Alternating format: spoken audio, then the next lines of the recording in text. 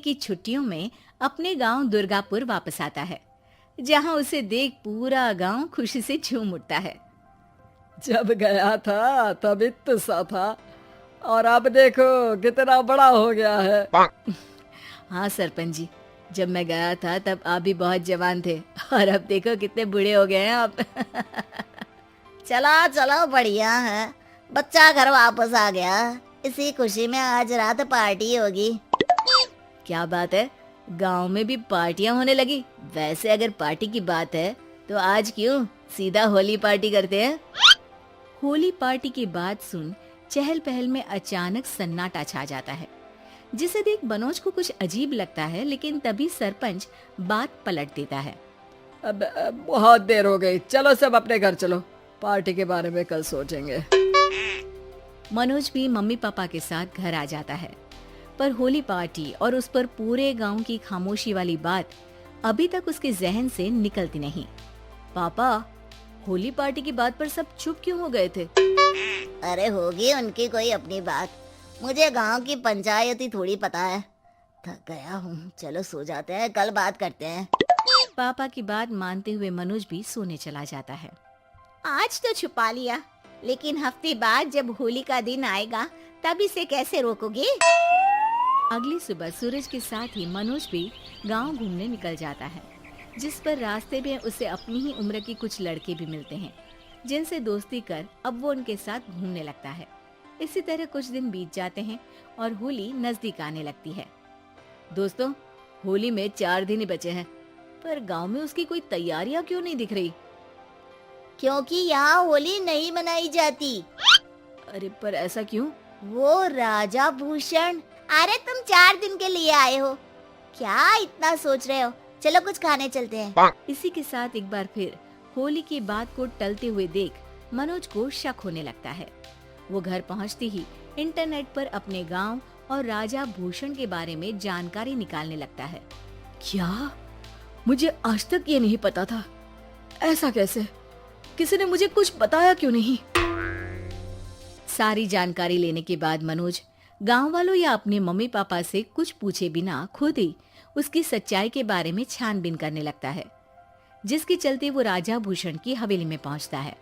वाह, क्या हवेली है यार! पर क्या यहाँ सच में कोई भूत है? हेलो भूत जी, कोई है क्या? हम इस साल गांव में होली सेलिब्रेट कर रहे हैं, क्या आप उस पर थोड़ा इंटरव्यू देंगे? मनोज के ऐसा बोलते ही गांव में तूफान उठ जाता है और हवेली में रखी सारी चीजें हिलने लगती है। एक अदृश्य शक्ति मनोज को धक्का देकर हवेली से बाहर निकाल दरवाजा बंद कर लेती है। ये सब देख मनोज हैरान रह जाता है। क्या अभी मुझे हवा ने धक्का देकर बाहर निकाल दिया? मेरे होते हुए इस गांव में कभी होली नहीं मन सकती, इसलिए दोबारा ऐसी कोशिश भी मत करना, अंजाम बुरा होगा।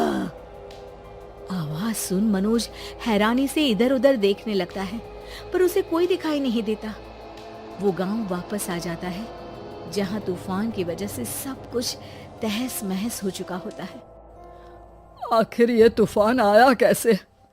ना ऐसा कोई मौसम था और ना ही हमने होली का त्योहार मनाने की बात की थी। सरपंच की बात पर कोई रिएक्शन दिए बिना मनोज चुपचाप अपने घर चला जाता है। इस तरह देखते ही देखते होली का दिन भी आ जाता है और मनोज रंग लेकर गांव में निकल जाता है, लेकिन गांव पूरी तरह खाली होता है। अरे त्योहार का दिन है, धूमधाम की जगह मातम क्यों मनाया हुआ है? मनोज की आवाज सुन सब अपने घर की खिड़कियां खोल के घर के अंदर से ही उसे वापस जाने के लिए कहने लगते हैं, पर वो किसी की नहीं सुनता। तुझे पहले भी समझाया था, अगर होली खेलने की कोशिश भी की तो अच्छा नहीं होगा। अरे बात मान लो बेटा, तुम्हें सच नहीं पता। मुझे सब पता है। सालों पहले इस राजा ने एक अंधविश्वास फैलाया और आप लोग आज तक उसे मानते आ रहे हो। अरे बेटा, जब तुम पैदा भी नहीं हुए थे उससे भी बहुत पहले से इस गांव पर होली का श्राप है। अगर गांव में होली का त्योहार मनाया जाता है तो प्रलय आना पक्की बात होती है। राजा भूषण इस सब में नहीं मानते थे और त्योहार मनाने लगे, जिसके चलते होली वाले ही दिन पहले उनके बेटे की और फिर उनकी मृत्यु हो गई। तभी से गांव की रक्षा के लिए उनकी आत्मा उस हवेली में रह रही है। सबकी बातें सुन मनोज उलझन में पड़ जाता है। सोचना भी मत मनोज, अगर तुमने इस परंपरा को तोड़ने की कोशिश भी की तो उसका परिणाम इस गांव और गांव के लोगों के लिए अच्छा नहीं होगा। मुझे भी यकीन नहीं हो रहा कि आप लोग एक बेतुकी बात को मानकर सालों से रंगों के त्योहार को मातम की तरह मनाते आ रहे हो। मनोज किसी की कोई बात ना मानते हुए पूरे गांव में रंग बिखेर देता है, जिसके तुरंत बाद वहां तूफान के साथ बिजलियां गरजने लगती है। अचानक मौसम में ऐसा बदलाव देख जहां मनोज कंफ्यूजन में आ जाता है, वहीं गांव वाले डर से सहम जाते हैं।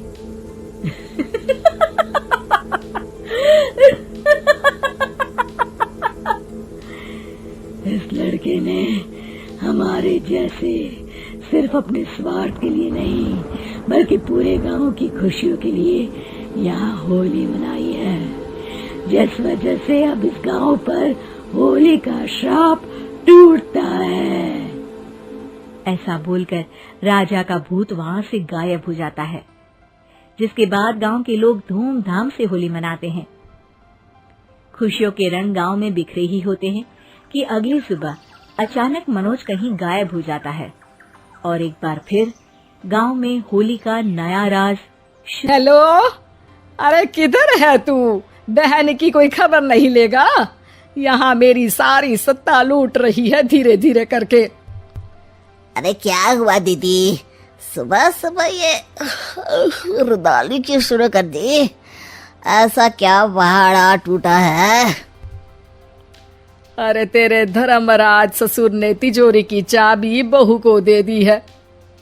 पैसों का हिसाब भी उसी के पास रहता है। सिर्फ तिजोरी की ही नहीं, बेटे की चाबी भी उसी के पास है। अब उसी की बात सुनता है। अरे जल्दी से आ जाना, वरना तेरी बहन कंगाल हो जाएगी भाई। अरे बहन श्री, रहो टेंशन फ्री, आ रहा हूँ मैं तेरी बहू का पासा पलटने। अगले ही दिन मामा घर में आ टपकते हैं। अरे मामा जी, पाए लागू। बहू, पाँव छू के पैरों के नीचे की जमीन खींचना तो कोई तुमसे सीखे। हाँ, क्या मतलब मामा जी? अरे तुमने अपनी सास के पाँव छुए और पूरे घर की सत्ता हड़प ली। साले हैं? साहब, साले साहब कब आए आप?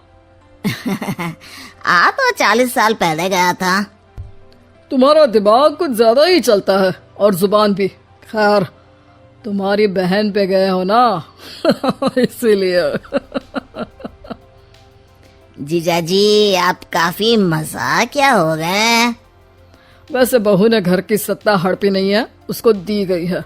वो गुणी है, समझदार है और उत्साही भी है। एक किताब भी लिख दीजिए ना अपनी बहू की तारीफ में जीजाजी। तभी सास वहां आ जाती है। अरे भाई, मेरे भाई आ गया तू। आजा आजा आजा, तेरे लिए पकवान बनाए हैं मैंने। हाँ हाँ साले साहब, खाइए। आपके घर में तो मिलते नहीं होंगे पकवान। क्या मतलब? मतलब आपके घर में आपकी बहन थोड़ी ना रहती है, उनके हाथ के पकवान थोड़ी ना मिलते होंगे, यही कह रहे थे ना ससुर जी? हाँ बहू, यही कह रहा था मैं। सास अपने भाई को अंदर ले जाती है और कहती है, ये हलवा खा के कुछ जलवा दिखा दे भाई। लूडो? अरे हाँ हाँ, लूडो भी खेल लेना।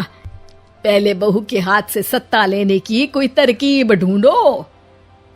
लूडो खेलेंगे, जो जीतेगा सत्ता उसकी। अरे पर मुझे तो खेलना ही नहीं आता। तू बस चाल चलना, पासे तो मैं फेंकूंगा और मेरे हाथ से फेंका गया पासा मेरी मर्जी के खिलाफ नहीं आता। अरे लेकिन तेरे जीजाजी रहेंगे तो ये काम कैसे होगा? हर रविवार जीजाजी शाम को अपने दोस्तों के साथ बैठने जाते हैं। वहाँ उनकी महफिल जमेगी और यहाँ बहू के महफिल उजड़ जाएगी। अरे एक नंबर का कमीना है तू। जैसी दुनिया वैसे हम बहना। रविवार की रात सास, बहू, बेटा और सास का भाई एक साथ बैठे हुए होते हैं। अरे थोड़ा मनोरंजन हो जाए तो मजा आ जाए। हाँ हाँ, लूडो खेलते हैं। अरे वाह, बहुत अच्छा आइडिया है। हाँ हाँ, हम 4 लोग हैं, आराम से खेल सकते हैं। लूडो एक ऐसा खेल है जो खेलने से ज्यादा देखने में मजा आता है। तो भांजे तुम और हम बस देखेंगे। यानी सास और बहू में होगा मुकाबला। आ जाओ, देखते हैं किसमें कितना है दम। खेल होता है शुरू। पहली बाजी बहू जीत जाती है। क्यों सासू माँ, कैसी रही? अरे एक ही खेल जीती है, इतना घमंड ना कर। खेली तो तुम बहुत अच्छा हो बहू, लेकिन ऐसे फीके फीके खेलने में मजा नहीं आ रहा। कुछ दांव पे ना लगे तो क्या मतलब। ठीक है, आप जो कहेंगे मैं दांव पर लगा दूंगी। वादा करो, खेल छोड़ के भागना मत। अरे हाँ मामा जी, पक्की बात। क्योंकि मेरी बहना कच्ची खिलाड़ी है, तो उसकी तरफ से पास से मैं फेंकूंगा।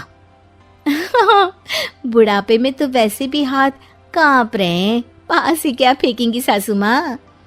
बहू को पता नहीं था कि मामा के फेंके पासे हमेशा सही बैठते हैं। वो बस पहली बाजी जीत के खुद को चैंपियन समझ रही थी। अगर मैं हार गई तो बहू को अपने पुराने गहने दे दूंगी, और अगर बहू हार गई तो तिजोरी की चाबी और घर के पैसों के हिसाब की जिम्मेदारी वापस मेरे हाथ में दे देगी। हाँ हाँ, मंजूर है मुझे। अरे रुको तो, थोड़ा सोच समझ के।